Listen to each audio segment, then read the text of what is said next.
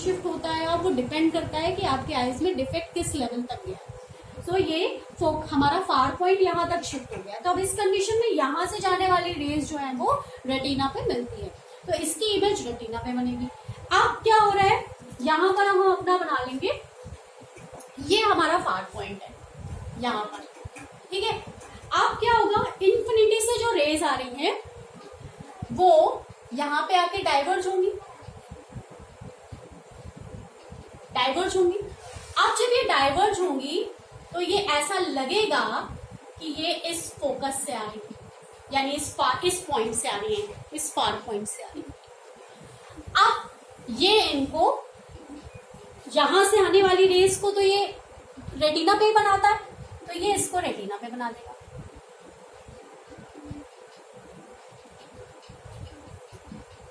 मैं एक बार इन दोनों को फिर से दिखाती हूँ, ध्यान से देखना।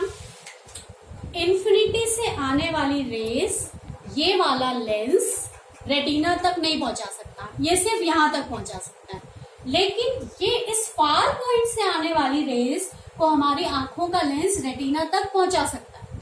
तो अब क्या हुआ, ये जो हमने कॉनकेव यूज किया, ये कॉनकेव हमारे आंखों के लेंस पे कोई काम नहीं करता। हमारे आंखों के लेंस के लिए ये काम करता है कि इन्फिनिटी पे जो ऑब्जेक्ट है, या कह लो इसके फार पॉइंट के बाद जो ऑब्जेक्ट्स हैं, उन सबकी इमेज ये फार पॉइंट पे प्लेस कर देता है और उसको हमारी आईज देख लेती है अपने नॉर्मल विजन से। जो उसको प्रॉब्लम हो गई है उसके अकॉर्डिंग वो उसकी इमेज वहां बना देता है।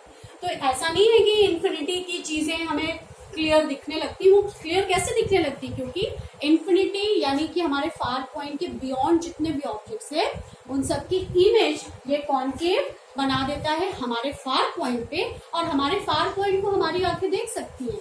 तो our eyes are able to see the images of those objects which are placed beyond the far point of our eye.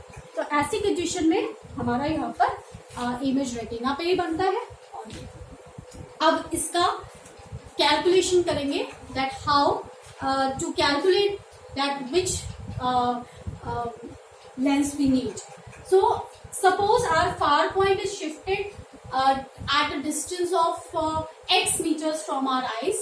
हमारे आंखों से x मीटर के डिस्टेंस पे है ये, और हमारा ऑब्जेक्ट कहाँ है, इन्फिनिटी पे। So that means the distance of the object is minus infinity. Minus infinity क्यों लिया है, because it is towards the left side, और u तो वैसे भी कभी पॉजिटिव लेना ही नहीं है। v that means the distance of the image.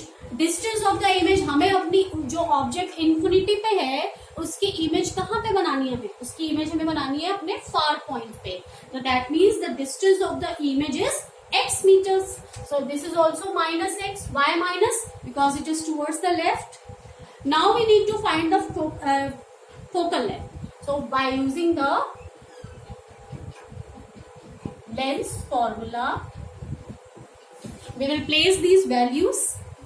1 upon f is equals to 1 upon minus x minus 1 upon minus infinity, and 1 upon f is equals to 1 upon minus x plus 1 upon infinity, or 1 upon f is equals to 1 upon minus x plus 0. 1 upon infinity is 0, so 1 upon f is equals to minus x.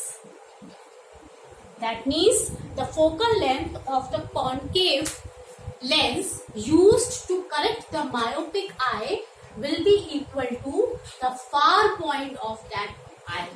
जो उसका far point होगा, क्योंकि हमारा far point अब कितना है, x metres, यानी कि हमारे आईज से x मीटर्स की डिस्टेंस पे है, तो उसकी फोकल लेंथ हमारे आई लेंस के, हमारे जो आई है उसके जो उसका अब फार पॉइंट है उसके इक्वल होगी। So the focal length will be equal to minus x. तो अगर किसी का फार पॉइंट जितना भी है आप उतने ही फोकल लेंथ का लेंस यूज करेंगे। तो इसके लिए एक बार मैं फिर से रिवाइज करा देती हूँ।